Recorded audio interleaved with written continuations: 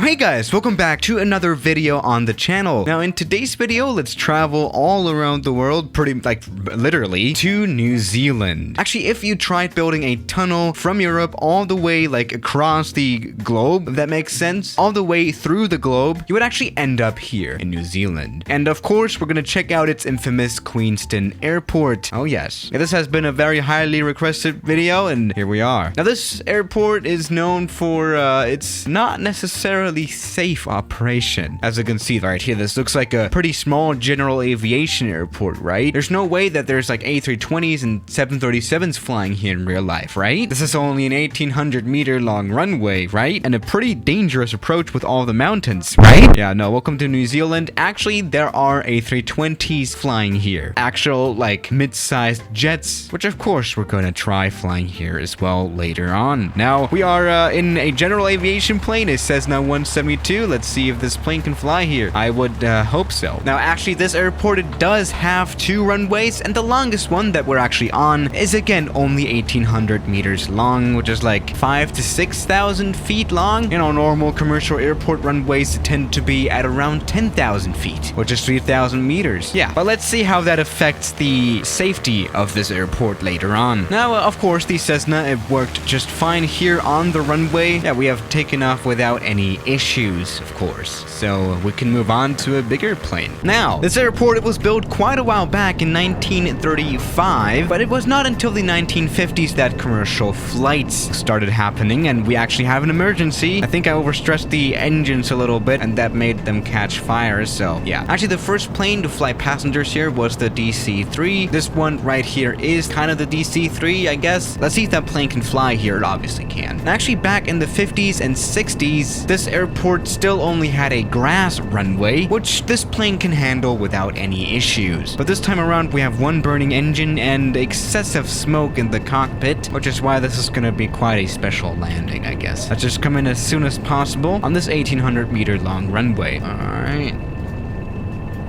That was a landing. And as always with the DC-3, which is a tail dragger, you have a little bit of bounce. Oh, well, I haven't flown a tail dragger in a while, so this is kind of weird. Okay, now, there we go. We have landed. Without any issues, actually. The plane is still alive. Perfect. Probably not the best landing I have ever done, but it was successful enough, especially considering that we... oh, well, that was very close to flipping over.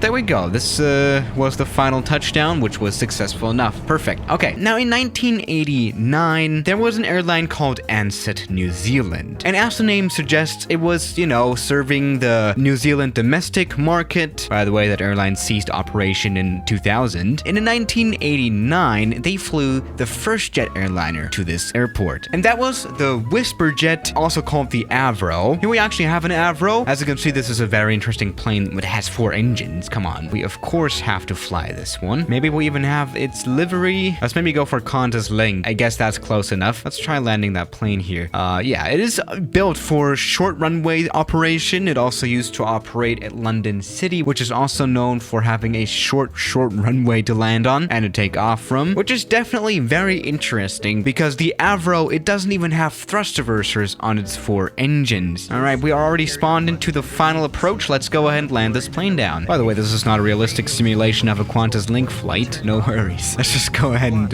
land this plane down here. Okay, let's maybe do this a little smooth, right? You know, I was flying yesterday and I had a very, very smooth landing. Like the smoothest landing I've ever done. I did some touch and goes and that was just, you know, beautiful. Let's go ahead and land.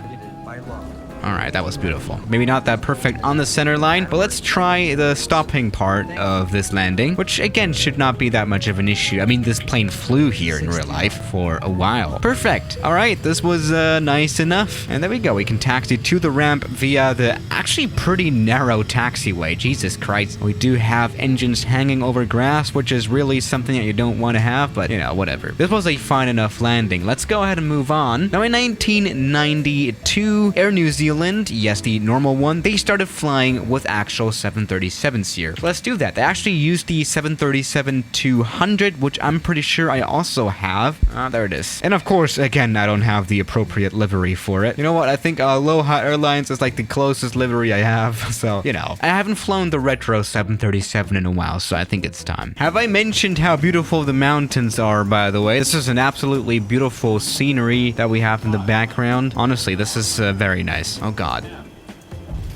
Oh, wow, this was a long landing. Let's see if it was too long for this pretty short runway. Let's go max on the brakes, which is something I don't really like to do because obviously the brakes can easily overheat, which is something you really do not want to have. But this was a successful enough landing. So it turns out, yes, Aloha Airlines could also fly their 737-200s here from Hawaii, which, you know, that's not realistic, but okay. This was actually a fine enough landing. All right, so we can move on. But with what plane is the question? I mean, the 737 is the biggest plane to have service here. Maybe for contrast, let's try a more modern version of the 737. Maybe even the most modern version. How about the 737 MAX? And let's actually go for the biggest one as well, the 737 MAX 10, which is a plane that I really like, actually. Let's see if that plane is able to fly here at Queenstown Airport. Probably yes. I do wonder, is it pronounced Queenstown or Queenstown? Whatever. All right, welcome aboard the 737 MAX 10. Of course, this is a little bit of a different plane now. More modern cockpit, more modern everything, really. But still, even after all these years, all 737s look kind of the same, which is kind of cool. I mean, the 737, it's been a thing for a long time now. We have to say it is going to be a thing. And, you know, most definitely it is going to be a thing for a while as well. It's going to stick around for a few minutes at least. Let's go ahead and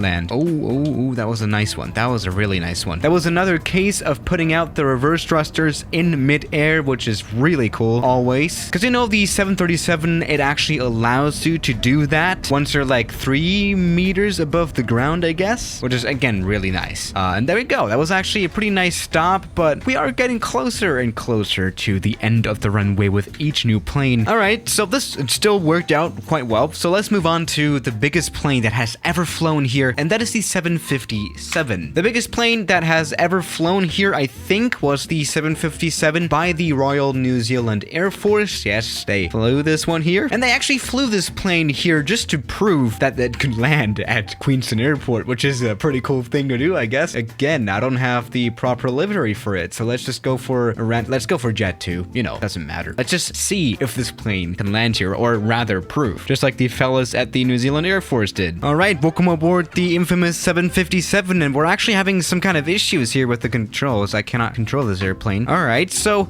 we are up for another emergency. This time around, we have no control. We're gonna have to somewhat force this plane to land down here on the grass or something. We need to do this safely now. All right, come on. All right, we're actually looking good. Let's just do this as smoothly as possible. Again, I have no control whatsoever. Oh my god. All right, this is a real emergency now. Oh, nothing is working properly.